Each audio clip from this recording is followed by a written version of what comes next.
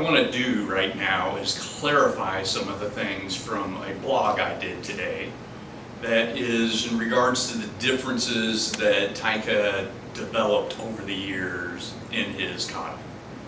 In 1968, we have our very first versions that was filmed with, I believe, a 16mm camera that we have Taika doing the basic 12 kata and a version of what we call exercise 1.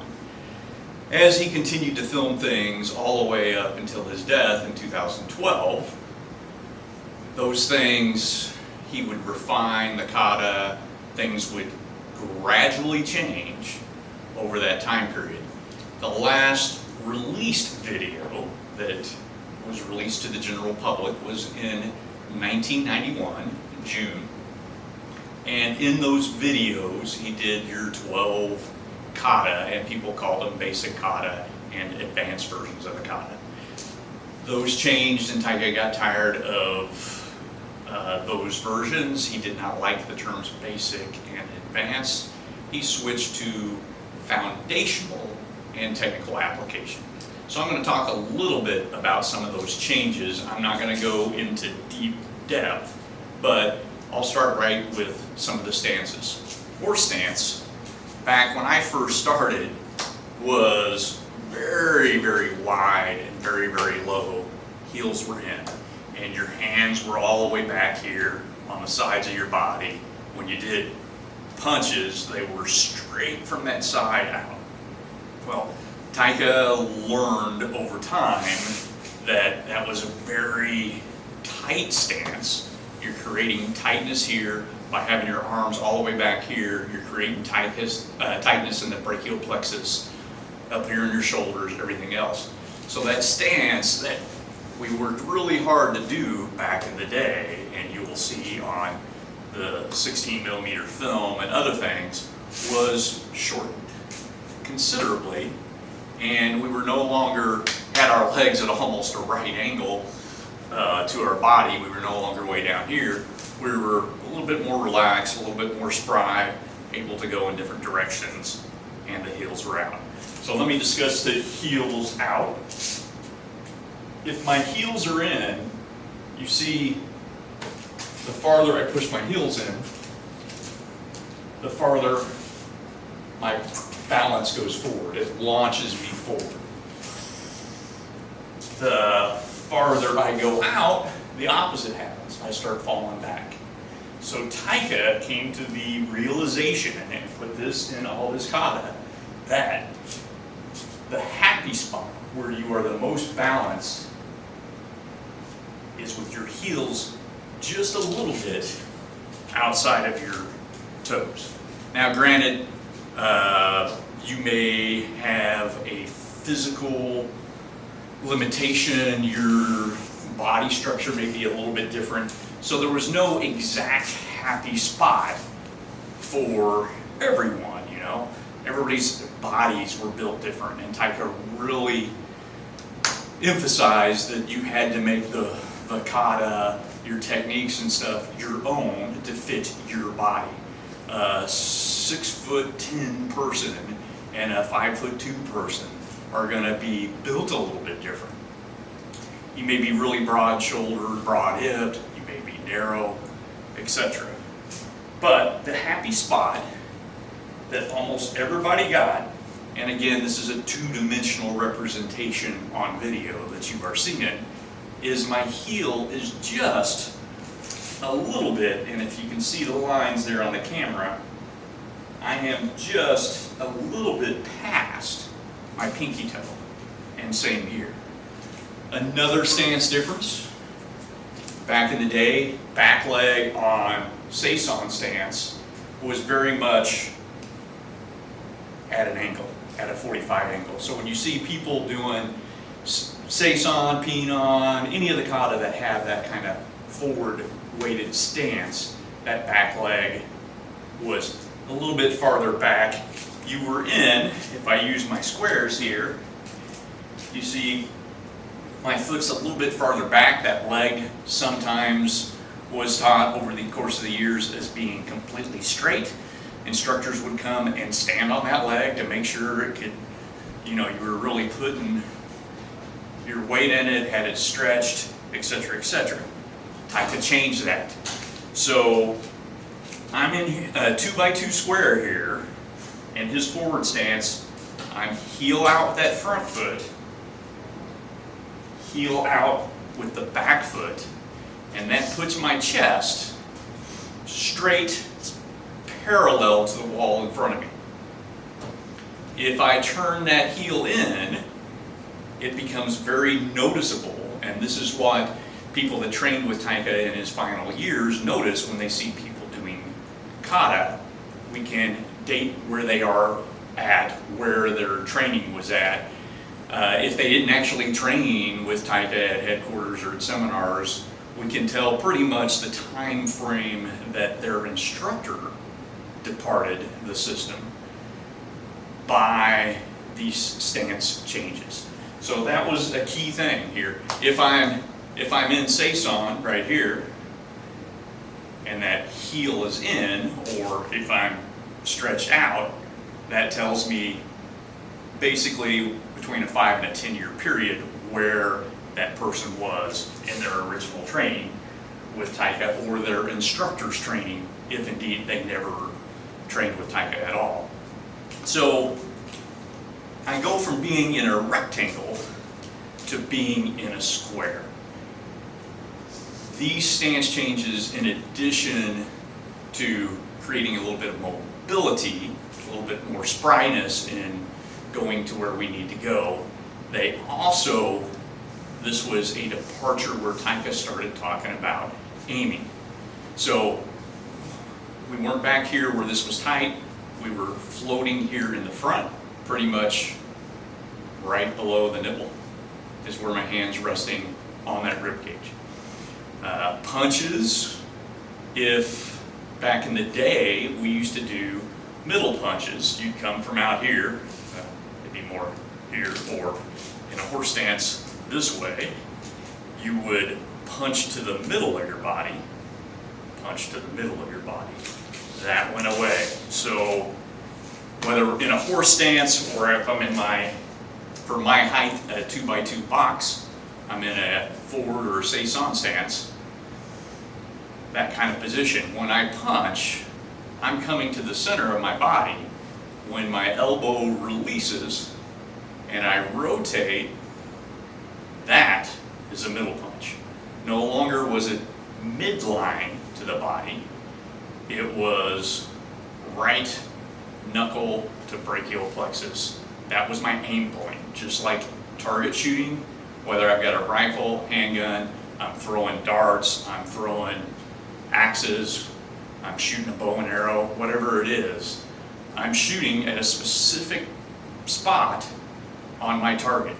So what we learned was the Han-Shin principles, and this was a big departure in the kata. So I'm learning to aim.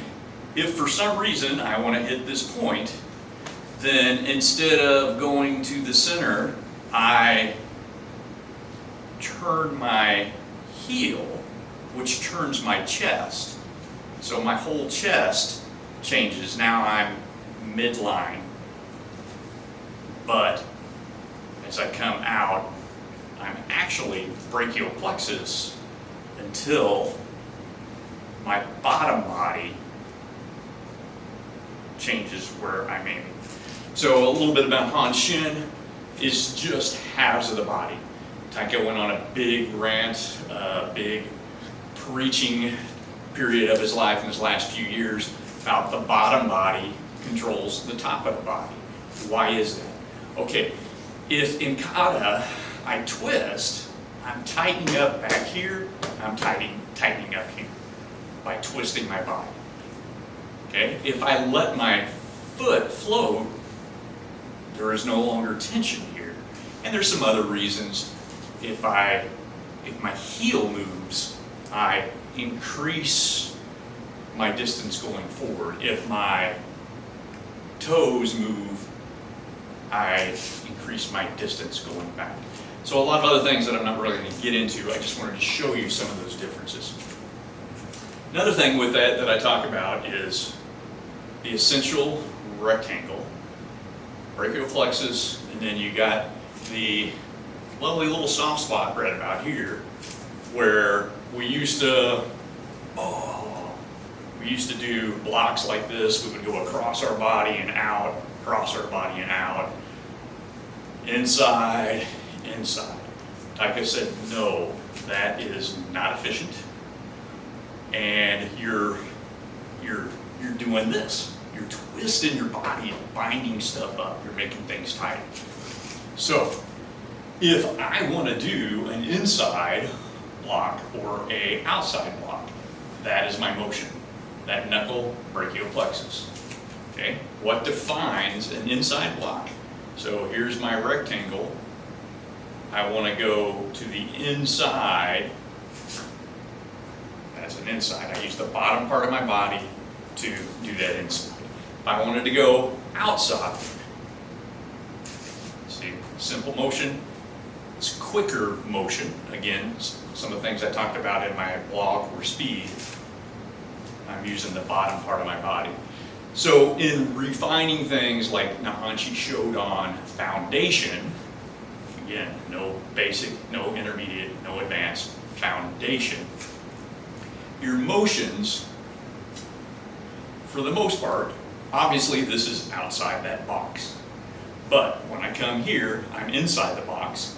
Another thing he took away is strikes. You strike, you're doing ateme on yourself. You're making yourself pause. So those strikes were gone. I'm inside that box. As I come down, there's my brachial plexus. I'm across. As I shift, what you notice is none of this. As I'm shifting across, both heels came in, kept all this straight. If one heel came in, that would happen. I would twist, I would bind. So these are a few of the things, trying to, even on technical application, back fist, and cross, where am I at? I'm in range of that box. I'm in perfect range of my target. Okay, my silhouette, you can add the head. That's your silhouette when you're at the gun range, or shooting bow and arrow, whatever it is. So if you are doing this motion, that kind of stuff, that dates you. That shows what time period in Taika's chronology that you came from. Technical application is not an advanced, it is adding to. Taika would add pieces of other kata to another kata to make a particular bunkai happen. Pairing, kume awase, bringing together different parts. So foundational kata is very, very important. And when you start seeing people going really wide, very exaggerated motions, Taika exaggerated motions on his videos from 1991. And then other people watched them and they exaggerated the motions. So simple things like coming here and going out to here end up being way up high, way out to the side, twisting in the body and coming back, and lots of this rocking. Taika, one of his final seminars, had somebody there that did not study Rute. They were from, they had a background in a very, very hard Japanese style art, and they were constantly doing with everything. We were working particularly on Seisan, and they were doing this kind of motion. And Taika was trying hard to get this guy to come here. See where my knuckle is around the brachial plexus. And then instead of twisting his body, binding his body, he would open, strike, and come back. Just one minor change to a foundational version. Technical application version would have some back fist and some other motions in it, but again, I'm staying within my box. Hopefully this cleared up a few of the minor points. I've got a lot of emails and text messages and whatnot today in regards to this. I'm not going to let the entire cat out of the bag, but just know all this crazy, wild motion, if I see you do Nahanchi and you're way out here and you're doing this kind of motion, that is not where Taika was the last decade of his life. He wasn't there. It was nothing like that. That is a super hyper exaggerated version of what Taika taught maybe 1991, long time ago, long time ago. So he evolved. We should not revert back to doing Nahanchi here. Head turns, Nahanchi. We looked all the way.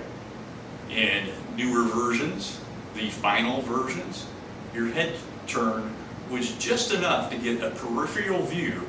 Right now my right hand is just barely in peripheral vision. I move it a little bit farther back, I cannot see. I move just this much, just an inch, and I have a view. So hundreds and hundreds of tweaks over the years. The kata in Taika's system evolved. It is not anywhere close to what you see on videos from 1991.